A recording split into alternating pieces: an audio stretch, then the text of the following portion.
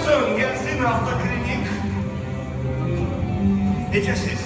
Deməli, bu klinika meselesinden danışarken insanlar her biri en az 6 aydan bir özüne gelir, özünü muayene edir ki, göre ne baş verir.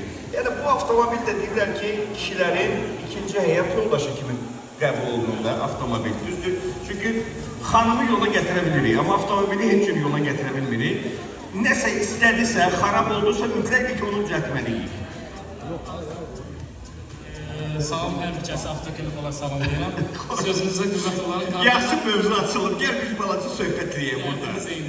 Deməli, qadınlar ən çox gözəllik salonlarında özlərinə baxım olaraq rahatlayırlar. O da onların borcudur, o da onların tələbləridir, o da onlara çox gözəl yaraşır. Kadınlarımızı almışlayaq. Biz kişilərdə bir maraq dairəsi olan bir bölüm var ki, o da avtomobiller üzərindəki bir də incələcəyimiz bunu bəzəməkdir və yaxud ki, qulluq eləmək. Biz də bununla kifayət edirik. Oyuna təsəlli tapırıq. Oyuna təsəlli tapırıq. Hər bir kəsi salamlayıram buradan, hər bir kəsi xoş gördüm. Bir şeydə nəzərə tutmaq istəyirəm ki, biz avtoklinik olaraq çox kiçik bir dükkanla da başlamışıq.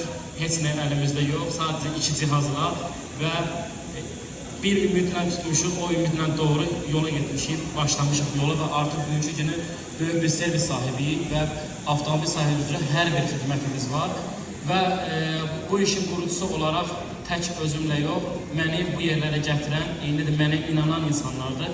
Buradan hər mənə inanan insanlara, eyni ilə də mənim komandama ki, mənimlə bir yerdə çiyin-çiyinə bu yerə gətirib çıxartmışıq və ən əsasında gözəl vurgularınız ailəyə çox təşəkkür etmək istəyirəm ki, ailəmin sayəsində onlar mənə inandılar, onlar sən bacararsan, sən eləyərsən deyə mənə pozitiv enerji verərək mən artıq bugün buradayım və bununla çox qürur duyuram.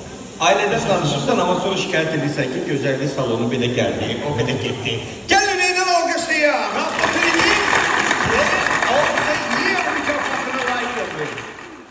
Sizin bir tek şeklinizi çəkəyin, sonra